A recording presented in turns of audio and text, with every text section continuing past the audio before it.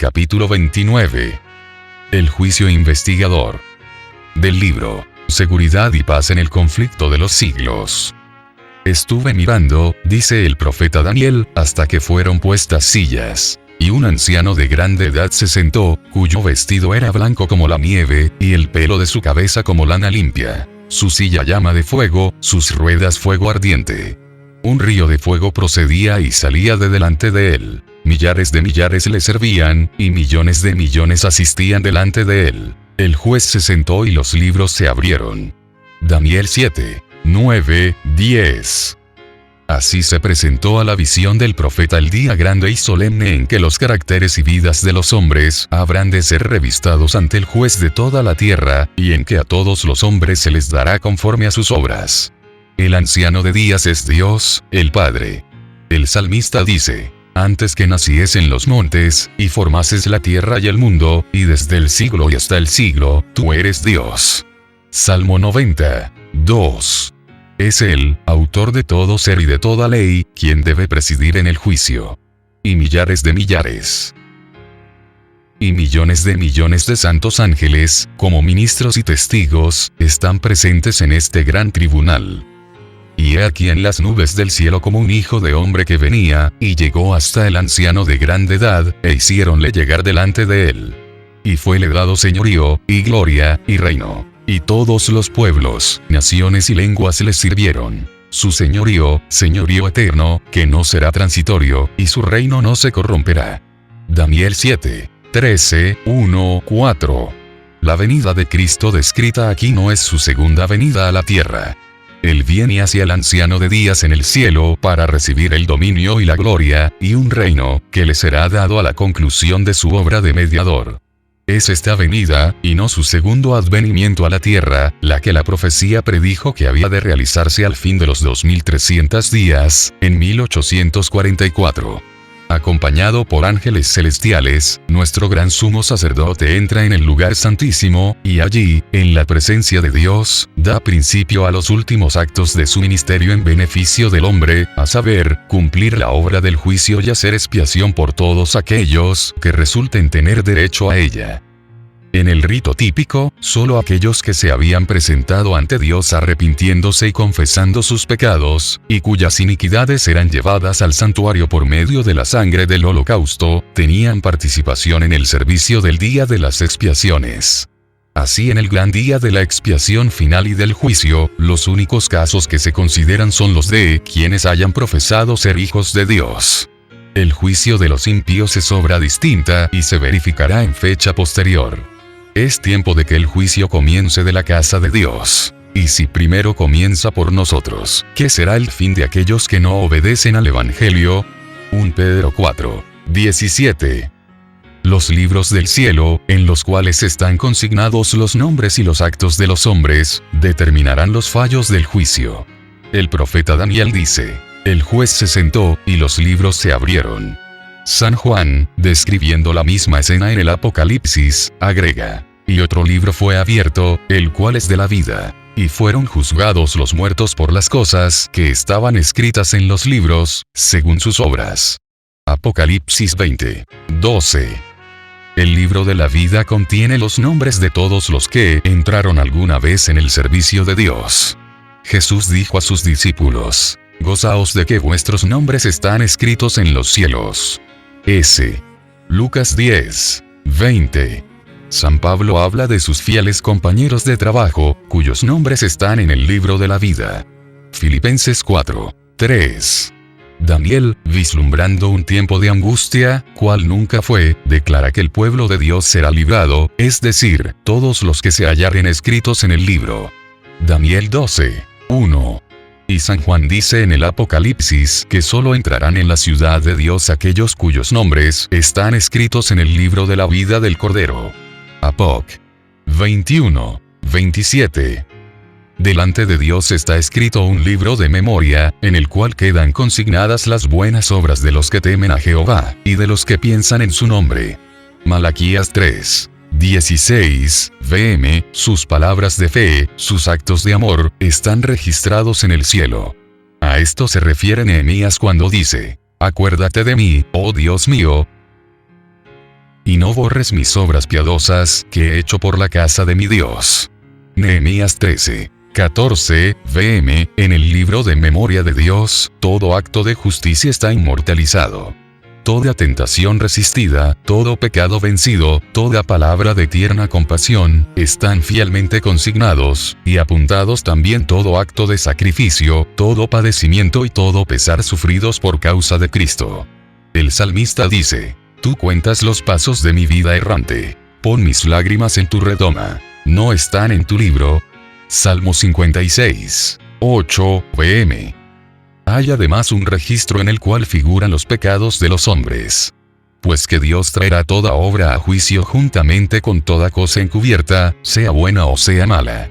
Eclesiastés 12. 14, vm. De toda palabra ociosa que hablaren los hombres, darán cuenta en el día del juicio. Dice el Salvador: Por tus palabras serás justificado, y por tus palabras serás condenado. S. Mateo 12. 36, 37, vm. Los propósitos y motivos secretos aparecen en el registro infalible, pues Dios sacará a luz las obras encubiertas de las tinieblas, y pondrá de manifiesto los propósitos de los corazones. 1 Corintios 4. 5, vm. He aquí que esto está escrito delante de mí. Vuestras iniquidades y las iniquidades de vuestros padres juntamente, dice Jehová.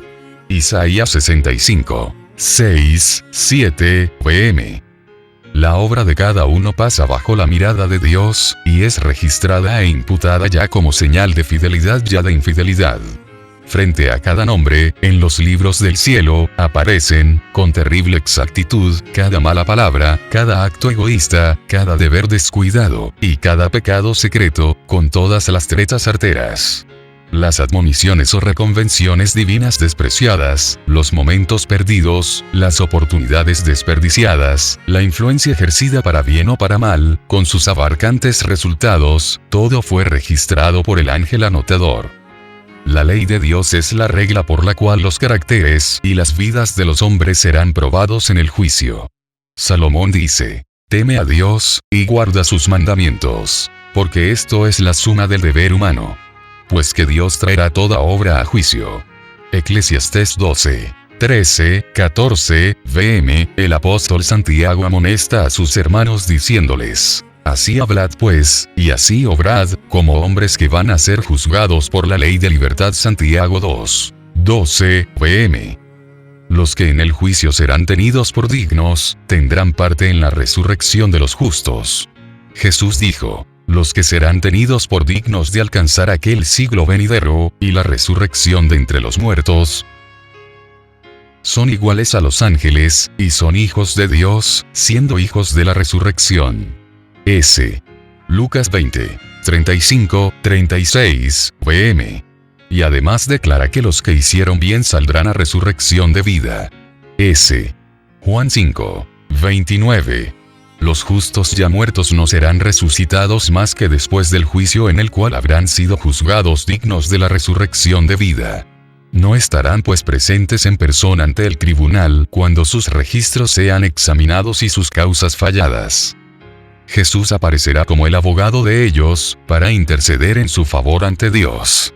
Si alguno hubiere pecado, abogado tenemos para con el Padre, a saber, Jesucristo el justo. 1 Juan 2, 1. Porque no entró Cristo en un lugar santo hecho de mano, que es una mera representación del verdadero, sino en el cielo mismo, para presentarse ahora delante de Dios por nosotros. Por lo cual también puede salvar hasta los sumelos que se acercan a Dios por medio de él, viviendo siempre para interceder por ellos. Hebreos 9, 24, 7, 25, vm. A medida que los libros de memoria se van abriendo en el juicio, las vidas de todos los que hayan creído en Jesús pasan ante Dios para ser examinadas por él. Empezando con los que vivieron los primeros en la tierra, nuestro abogado presenta los casos de cada generación sucesiva, y termina con los vivos. Cada nombre es mencionado, cada caso cuidadosamente investigado. Habrá nombres que serán aceptados, y otros rechazados. En caso de que alguien tenga en los libros de memoria pecados de los cuales no se haya arrepentido y que no hayan sido perdonados, su nombre será borrado del libro de la vida, y la mención de sus buenas obras será borrada de los registros de Dios. El Señor declaró a Moisés: al que haya pecado contra mí, a este borraré de mi libro. Éxodo 32, 33, pm. Y el profeta Ezequiel dice: si el justo se apartare de su justicia, y cometiere maldad, todas las justicias que hizo no vendrán en memoria. Ezequiel 18, 4. A todos los que se hayan arrepentido verdaderamente de su pecado, y que hayan aceptado con fe la sangre de Cristo como su sacrificio expiatorio, se les ha inscrito el perdón frente a sus nombres en los libros del cielo. Como llegaron a ser partícipes de la justicia de Cristo y su carácter está en armonía con la ley de Dios, sus pecados serán borrados, y ellos mismos serán juzgados dignos de la vida eterna. El Señor declara por el profeta Isaías: Yo soy aquel que borro tus transgresiones a causa de mí mismo, y no me acordaré más de tus pecados. Isaías 43, 25, pm. Jesús dijo: el que venciere, será así revestido de ropas blancas. Y no borraré su nombre del libro de la vida, sino confesaré su nombre delante de mi Padre, y delante de sus santos ángeles. A todo aquel, pues, que me confesaré delante de los hombres, le confesaré yo también delante de mi Padre que está en los cielos. Pero a cualquiera que me negare delante de los hombres, le negaré yo también delante de mi Padre que está en los cielos. Apocalipsis 3, 5. Mateo 10, 32, 33, pm. Todo el más profundo interés manifestado entre los hombres por los fallos de los tribunales terrenales no representa, sino débilmente el interés manifestado en los atrios celestiales, cuando los nombres inscritos en el libro de la vida desfilen ante el juez de toda la tierra. El divino intercesor aboga porque a todos los que han vencido por la fe en su sangre se les perdonen sus transgresiones, a fin de que sean restablecidos en su morada edénica y coronados con él coherederos del señorío. 1 Miqueas 4, 8. Con sus esfuerzos para engañar y tentar a nuestra raza, Satanás había pensado frustrar el plan que Dios tenía al crear al hombre, pero Cristo pide ahora que este plan sea llevado a cabo como si el hombre no hubiese caído jamás. Pide para su pueblo, no solo el perdón y la justificación, plenos y completos, sino además participación en su gloria y un asiento en su trono. Mientras Jesús intercede por los súbditos de su gracia, Satanás los acusa ante Dios como transgresores. El gran seductor procuró arrastrarlos al escepticismo, hacerles perder la confianza en Dios, separarse de su amor y transgredir su ley. Ahora él señala la historia de sus vidas, los defectos de carácter, la falta de semejanza con Cristo, lo que deshonró a su Redentor, todos los pecados que les indujo a cometer, y a causa de estos los reclama como sus súbditos. Jesús no disculpa sus pecados, pero muestra su arrepentimiento y su fe, y, reclamando el perdón para ellos, levanta sus manos heridas ante el Padre y los santos ángeles, diciendo: los conozco por sus nombres. Los he grabado en las palmas de mis manos. Los sacrificios de Dios son el espíritu quebrantado. Al corazón contrito y humillado no despreciarás tú, oh Dios. Salmo 51, 17. Y al acusador de su pueblo le dice: Jehová te reprenda, oh Satán. Jehová, que ha escogido a Jerusalén, te reprenda. ¿No es este un tizón arrebatado del incendio? Zacarías 3, 2. Cristo revestirá a sus fieles con su propia justicia, para presentarlos a su Padre como una iglesia gloriosa, no teniendo mancha, ni arruga, ni otra cosa semejante. Efesios 5, 27, pm. Sus nombres están inscritos en el libro de la vida, y de estos escogidos está escrito: andarán conmigo en vestiduras blancas, porque son dignos. Apocalipsis 3, 4. Así se cumplirá de un modo completo la promesa del nuevo pacto: perdonaré su iniquidad, y no me acordaré más de sus pecados. En aquellos días y en ese tiempo, dice Jehová, será buscada la iniquidad de Israel, y no la habrá, y los pecados de Judá, mas no podrán ser hallados.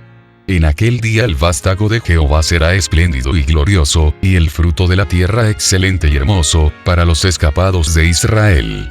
Y será que los que fueren dejados en Sión, y los que quedaren en Jerusalén, serán llamados santos. es decir, todo aquel que está inscrito para la vida en Jerusalén. Jeremías 31, 34, 50, 20, Isaías 4, 2, 3, pm.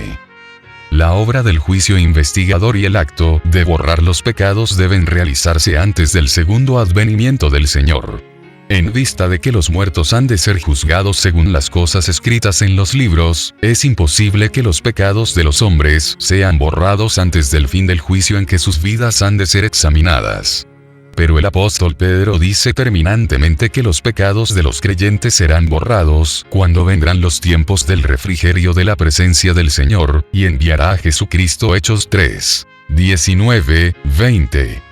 Cuando el juicio investigador haya concluido, Cristo vendrá con su recompensa para dar a cada cual según sus obras. En el servicio ritual típico, el sumo sacerdote, hecha la propiciación por Israel, salía y bendecía a la congregación. Así también Cristo, una vez terminada su obra de mediador, aparecerá sin pecado.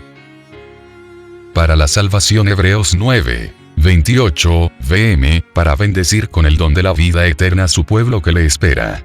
Así como, al quitar los pecados del santuario, el sacerdote los confesaba sobre la cabeza del macho cabrío emisario, así también Cristo colocará todos estos pecados sobre Satanás, autor e instigador del pecado. El macho cabrío emisario, que cargaba con los pecados de Israel, era enviado a tierra inhabitada. Levítico 16, 22. Así también Satanás, cargado con la responsabilidad de todos los pecados que ha hecho cometer al pueblo de Dios, será confinado durante 1000 años en la tierra entonces desolada y sin habitantes, y sufrirá finalmente la entera penalidad del pecado en el fuego que destruirá a todos los impíos. Así el gran plan de la redención alcanzará su cumplimiento en la extirpación final del pecado y la liberación de todos los que estuvieron dispuestos a renunciar al mal. En el tiempo señalado para el juicio, al fin de los 2300 días, en 1844, empezó la obra de investigación y el acto de borrar los pecados. Todos los que hayan profesado el nombre de Cristo deben pasar por ese riguroso examen. Tanto los vivos como los muertos deben ser juzgados de acuerdo con las cosas escritas en los libros, según sus obras.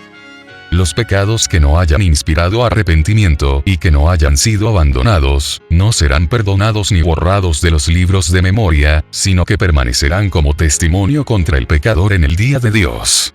Puede el pecador haber cometido sus malas acciones a la luz del día o en la obscuridad de la noche. Eran conocidas y manifiestas para aquel a quien tenemos que dar cuenta.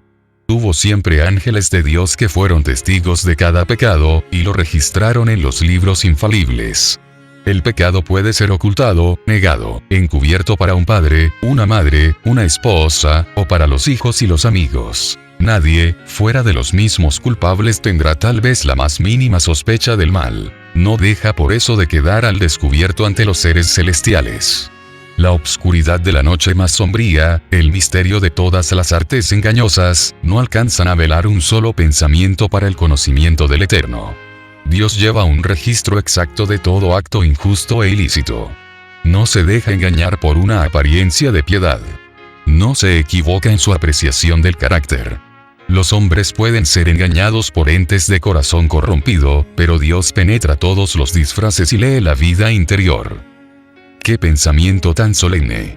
Cada día que transcurre lleva consigo su caudal de apuntes para los libros del cielo. Una palabra pronunciada, un acto cometido, no pueden ser jamás retirados. Los ángeles tomaron nota tanto de lo bueno como de lo malo. El más poderoso conquistador de este mundo no puede revocar el registro de un solo día siquiera. Nuestros actos, nuestras palabras, hasta nuestros más secretos motivos, todo tiene su peso en la decisión de nuestro destino para dicha o desdicha. Podremos olvidarlos, pero no por eso dejarán de testificar en nuestro favor o contra nosotros. Así como los rasgos de la fisonomía son reproducidos con minuciosa exactitud sobre la pulida placa del artista, así también está el carácter fielmente delineado en los libros del cielo. No obstante, cuán poca preocupación se siente respecto a ese registro que debe ser examinado por los seres celestiales. Si se pudiese descorrer el velo que separa el mundo visible del invisible, y los hijos de los hombres pudiesen ver a un ángel apuntar cada palabra y cada acto que volverán a encontrar en el día del juicio, ¿cuántas palabras de las que se pronuncian cada día no se dejarían de pronunciar? ¿Cuántos actos no se dejarían sin realizar? En el juicio se examinará el empleo que se haya hecho de cada talento. Como hemos empleado el capital que el cielo nos concediera, a su venida recibirá el Señor lo que es suyo con interés. Hemos perfeccionado las facultades que fueran confiadas a nuestras manos, a nuestros corazones y a nuestro cerebro para la gloria de Dios y provecho del mundo. Cómo hemos empleado nuestro tiempo, nuestra pluma, nuestra voz, nuestro dinero, nuestra influencia. ¿Qué hemos hecho por Cristo en la persona de los pobres, de los afligidos, de los huérfanos o de las viudas? Dios nos hizo depositarios de su santa palabra. ¿Qué hemos hecho con la luz y la verdad que se nos confió para hacer a los hombres sabios para la salvación? No se da ningún valor a una mera profesión de fe en Cristo, solo se tiene por genuino el amor que se muestra en las obras. Con todo, el amor es lo único que ante los ojos del cielo da valor a un acto cualquiera. Todo lo que se hace por amor, por insignificante que aparezca en opinión de los hombres, es aceptado y recompensado por Dios. El egoísmo escondido de los hombres aparece en los libros del cielo. Allí está el registro de los deberes que no cumplieron para con el prójimo, el de su olvido de las exigencias del Señor. Allí se verá cuán a menudo fueron dados a Satanás tiempo, pensamientos y energías que pertenecían a Cristo. Harto tristes son los apuntes que los ángeles llevan al cielo. Seres inteligentes que profesan ser discípulos de Cristo están absorbidos por la adquisición de bienes mundanos, o por el goce de los placeres terrenales. El dinero, el tiempo y las energías son sacrificados a la ostentación y al egoísmo. Pero pocos son los momentos dedicados a orar, a estudiar las sagradas escrituras, a humillar el alma y a confesar los pecados. Satanás inventa innumerables medios de distraer nuestras mentes de la obra en que precisamente deberíamos estar más ocupados. El archiseductor aborrece las grandes verdades que hacen resaltar la importancia de un sacrificio expiatorio y de un mediador todopoderoso. Sabe que su éxito estriba en distraer las mentes de Jesús y de su obra. Los que desean participar de los beneficios de la mediación del Salvador no deben permitir que cosa alguna les impida cumplir su deber de perfeccionarse en la santificación en el temor de Dios. En vez de dedicar horas preciosas a los placeres, a la ostentación o a la búsqueda de ganancias, las consagrarán a un estudio serio y con oración de la palabra de verdad. El pueblo de Dios debería comprender claramente el asunto del santuario y del juicio investigador. Todos necesitan conocer por sí mismos el ministerio y la obra de su gran sumo sacerdote. De otro modo, les será imposible ejercitar la fe tan esencial en nuestros tiempos, o desempeñar el puesto al que Dios los llama. Cada cual tiene un alma que salvar o que perder. Todos tienen una causa pendiente ante el tribunal de Dios. Cada cual deberá encontrarse cara a cara con el gran juez. Cuán importante es, pues, que cada uno contemple a menudo de antemano la solemne escena del juicio en sesión, cuando serán abiertos los libros, cuando con Daniel, cada cual tendrá que estar en pie al fin de los días. Todos los que han recibido la luz sobre estos asuntos deben dar testimonio de las grandes verdades que Dios les ha confiado. El santuario en el cielo es el centro mismo de la obra de Cristo en favor de los hombres. Concierne a toda alma que vive en la tierra. Nos revela el plan de la redención, nos conduce hasta el fin mismo del tiempo y anuncia el triunfo final de la lucha entre la justicia y el pecado. Es de la mayor importancia que todos investiguen a fondo estos asuntos, y que estén siempre prontos a dar respuesta a todo aquel que les pidiere razón de la esperanza que hay en ellos. La intercesión de Cristo por el hombre en el santuario celestial es tan esencial para el plan de la salvación como lo fue su muerte en la cruz. Con su muerte dio principio a aquella obra para cuya conclusión ascendió al cielo después de su resurrección.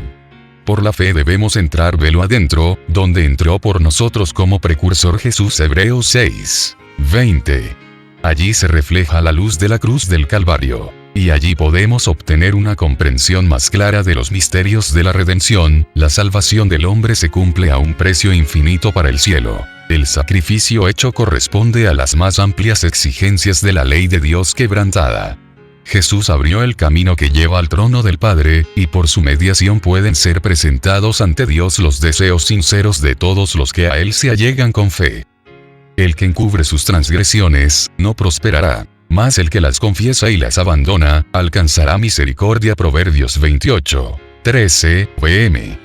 Si los que esconden y disculpan sus faltas pudiesen ver cómo Satanás se alegra de ello, y los usa para desafiar a Cristo y sus santos ángeles, se apresurarían a confesar sus pecados, y a renunciar a ellos. De los defectos de carácter se vale Satanás para intentar dominar toda la mente, y sabe muy bien que, si se conservan estos defectos, lo logrará. De ahí que trate constantemente de engañar a los discípulos de Cristo con su fatal sofisma de que les es imposible vencer. Pero Jesús aboga en su favor con sus manos heridas, su cuerpo quebrantado, y declara a todos los que quieran seguirle: «Bástate mi gracia». 2 Corintios 12, 9. Llevad mi yugo sobre vosotros, y aprended de mí, que soy manso y humilde de corazón, y hallaréis descanso para vuestras almas. Porque mi yugo es fácil, y ligera mi carga es. Mateo 11, 29, 30. Nadie considere, pues, sus defectos como incurables. Dios concederá fe y gracia para vencerlos. Estamos viviendo ahora en el gran día de la expiación. Cuando en el servicio simbólico el sumo sacerdote hacía la propiciación por Israel, todos debían afligir sus almas arrepintiéndose de sus pecados y humillándose ante el Señor, si no querían verse separados del pueblo. De la misma manera, todos los que desean que sus nombres sean conservados en el libro de la vida, deben ahora, en los pocos días que les quedan de este tiempo de gracia, afligir sus almas ante Dios con verdadero arrepentimiento y dolor por sus pecados. Hay que escudriñar honda y sinceramente el corazón. Hay que deponer el espíritu liviano y frívolo al que se entregan tantos cristianos de profesión. Empeñada lucha espera a todos aquellos que quieran subyugar las malas inclinaciones que tratan de dominarlos. La obra de preparación es obra individual. No somos salvados en grupos. La pureza y la devoción de uno no suplirá la falta de estas cualidades en otro. Si bien todas las naciones deben pasar en juicio ante Dios, sin embargo, Él examinará el caso de cada individuo de un modo tan rígido y minucioso como si no hubiese otro ser en la tierra. Cada cual tiene que ser probado y encontrado sin mancha, ni arruga, ni cosa semejante. Solemnes son las escenas relacionadas con la obra final de la expiación. Incalculables son los intereses que ésta envuelve. El juicio se lleva ahora adelante en el santuario celestial. Esta obra se viene realizando desde hace muchos años. Pronto, nadie sabe cuándo, les tocará ser juzgados a los vivos. En la augusta presencia de Dios nuestras vidas deben ser pasadas en revista.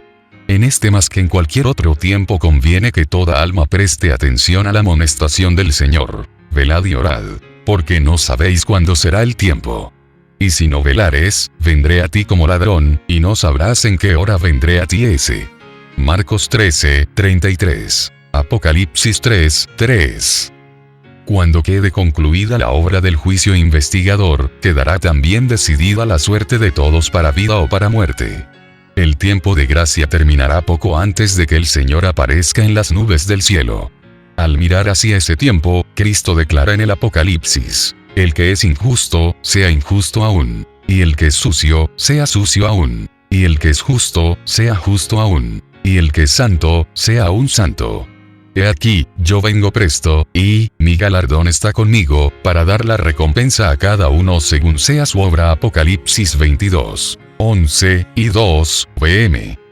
Los justos y los impíos continuarán viviendo en la tierra en su estado mortal, los hombres seguirán plantando y edificando, comiendo y bebiendo, inconscientes todos ellos de que la decisión final e irrevocable ha sido pronunciada en el santuario celestial.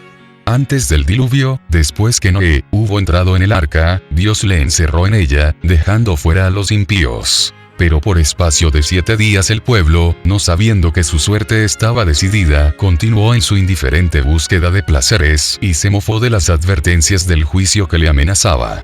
Así, dice el Salvador, será también la venida del Hijo del Hombre. Mateo 24, 39. Inadvertida como ladrón a medianoche, llegará la hora decisiva que fija el destino de cada uno, cuando será retirado definitivamente el ofrecimiento de la gracia que se dirigiera a los culpables.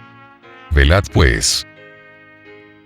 No sea que, viniendo de repente, os halle dormidos. S. Marcos 13. 35-36, vm, peligroso es el estado de aquellos que, cansados de velar, se vuelven a los atractivos del mundo. Mientras que el hombre de negocios está absorto en el afán de lucro, mientras el amigo de los placeres corre tras ellos, mientras la esclava de la moda está ataviándose, puede llegar el momento en que el juez de toda la tierra pronuncie la sentencia. Has sido pesado en la balanza y has sido hallado falto. Daniel 5. 27, vm.